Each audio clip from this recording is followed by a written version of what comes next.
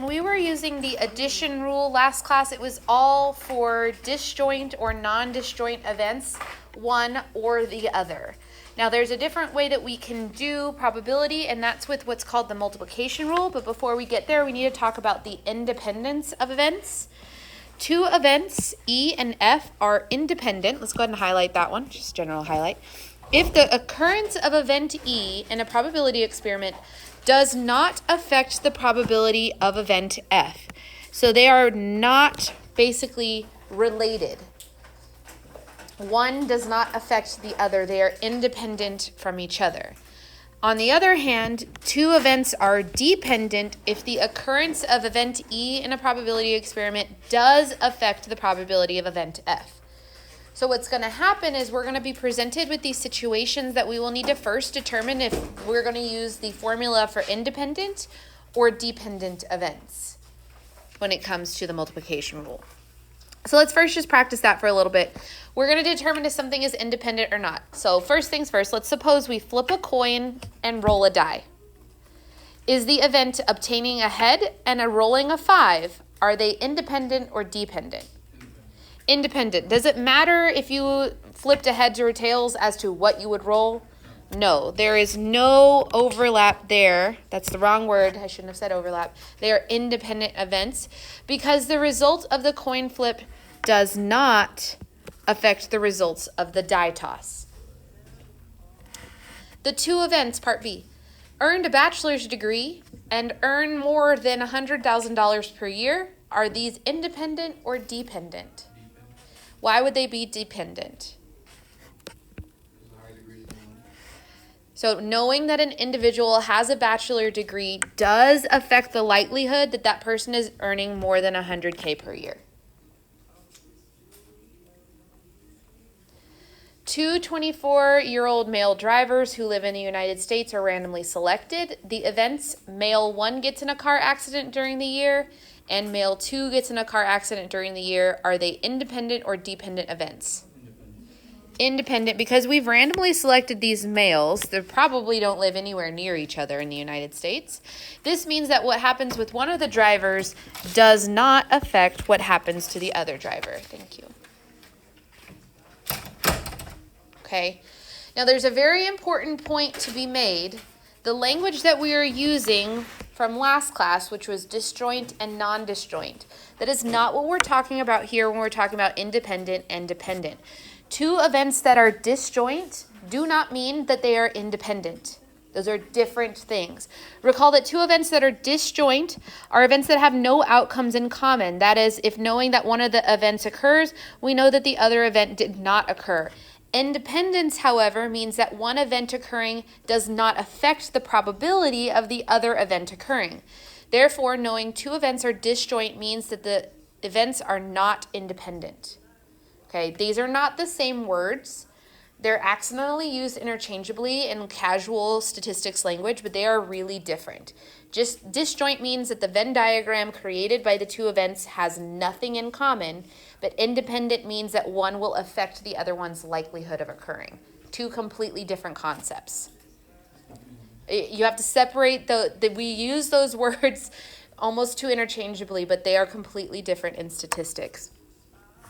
Especially because when we are talking about independent events, we have a different formula to be using. This is what we call the AND rule, or the multiplication rule. Before, when we were talking about the events last time, we said this or that. This time we're saying the word and. If we want to know the probability that two events, E and F, will both occur, then we will find them by this time not adding their probabilities, but by multiplying their probabilities together. The symbol for the word and is this N for intersect. So it looks like the U for union, but we flip it over. It's an N for intersect. It's an intersection. It's the word and. Now this multiplication rule can be applied to two events or like multiple events. So let's say you have 3 events that you want to occur. You can multiply all 3 probabilities together to see if they all occur and. This and this and this. Or if there's n number, you would multiply all of them from 1 to n. Cool. Are we good with that rule? Great. Let's look at example 2. It says computing the probabilities of independent events. In the game of roulette, the wheel has slots numbered from 0, 0, 0, and 1 through 36. Do y'all know this game? The casino game? You're going to put this little metal ball, you like roll it around, and you spin the roulette wheel the other direction. And so eventually the roulette wheel stays spinning, and the little ball's going to run out of friction, and it's going to fall into one of the slots. And if your coins are on that slot, or that number that the ball fell into, you win. Big odds, okay? The metal ball rolls around a wheel until it falls into one of the numbered slots. Great, that's what I just explained. What is the probability that the ball will land in the slot numbered 21 2 times in a row? So first, we need to figure out the probability that we land on 21. The probability that we land on 21 would mean that these are all equally distributed, which they are, with a total number of options we have of 38 options. So 1 through 36, 0 and double 0. And 21 is only one of those options. So the probability of this occurring once is a 1 in 38 chance of guessing the correct number in the roulette wheel. 1 out of 38. Are you asking why is it 38? Yeah. So you do have the numbers 1 through 36, but there's also 0 and double 0, so it's 38 options. Cool, but what if we wanted it to land on 21 and land on 21 again? What are the odds of us guessing the same number without changing our number twice in a row? So the first time it'd be 1 out of 38. And the second time, the odds are still 1 out of 38. But this time we're multiplying these odds together. And if you trust me, that's 1 over 1,444, which is approximately equal to 0.00006925. So very, very low chances of that roulette wheel giving you the same number twice in a row. So we are multiplying these together. Notice the word "and" there, that we have the probability it lands in 21 and lands in 21. Not or, but and. We're starting to multiply. Example 3. Whoa, why is that 5 just like stuck on my screen?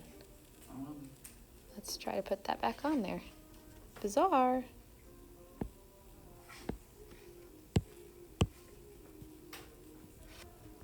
Got it. All right. Example 3. The probability that a randomly selected 21-year-old male will survive the year. Yep, 24-year-old male will survive the year is 0.9986, according to the National Vital Statistics Report, Volume 56, Number 9. What is the probability that 3 randomly selected 21-year-old males will survive the year?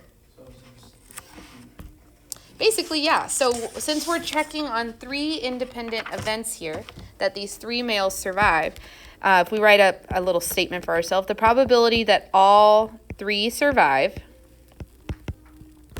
what word did I just try to write?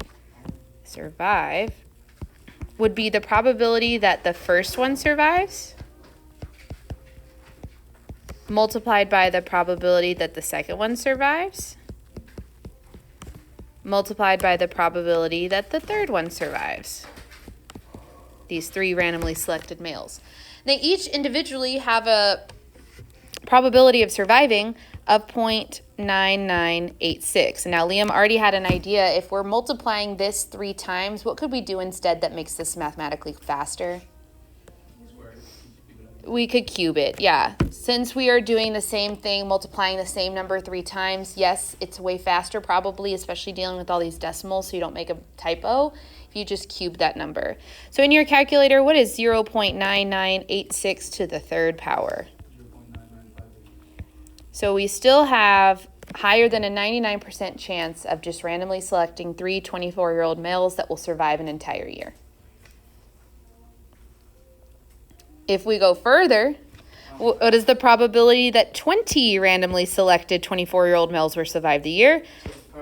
To the power of 20. So if this time, and this is when you would really want to use the idea of exponents to make multiplication faster, because multiplying that 20 times would be like real annoying.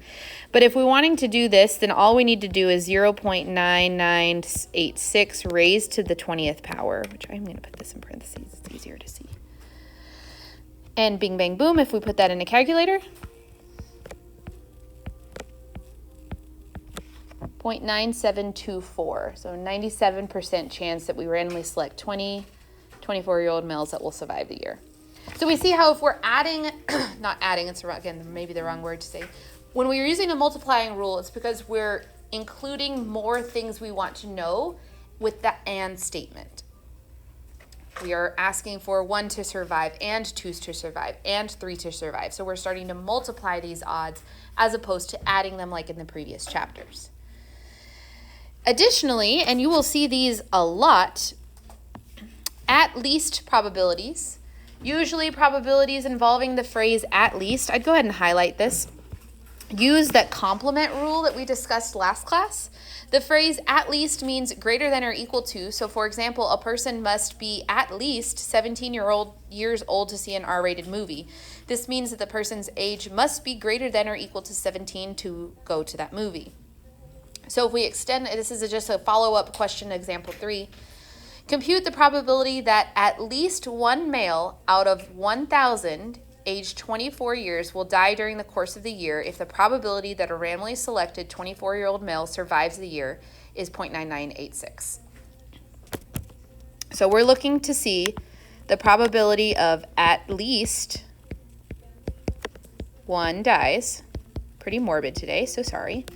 It will be equal to the complement of this. If at least one dies, the complement of that would be 1 minus the probability that none die. That's our complement rule. At least one dies means 1, 2, 3, all the way up to 1,000 could die, so we do the complement of that, and that's none dying. This will make computing it way faster since we don't know the probability of one dying, we know the probability of somebody not dying. So if we do this, but we're doing this for 1,000 people, so this is going to be 1 minus that 0.9986 raised to the 1,000 power, because we're saying all 1,000 of them survive if none of them have died. 0.9986 to the 1,000th power, so glad we thought about exponents and don't have to do that by hand, would be 0.2464. So the probability that at least one dies would be 1 minus the probability that all survive, which would be 0.7536.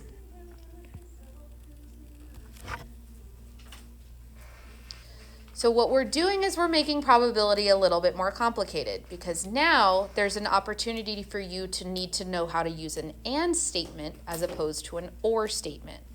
So start to read your questions carefully to make sure you know whether you're using the addition rule, the multiplication rule, or the complement of either of those two.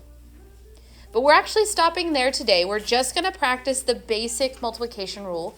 Next class we'll work on the general multiplication rule and what's called conditional probability, which again adds more tools to your toolkit, which then makes it more complicated. It'll be okay.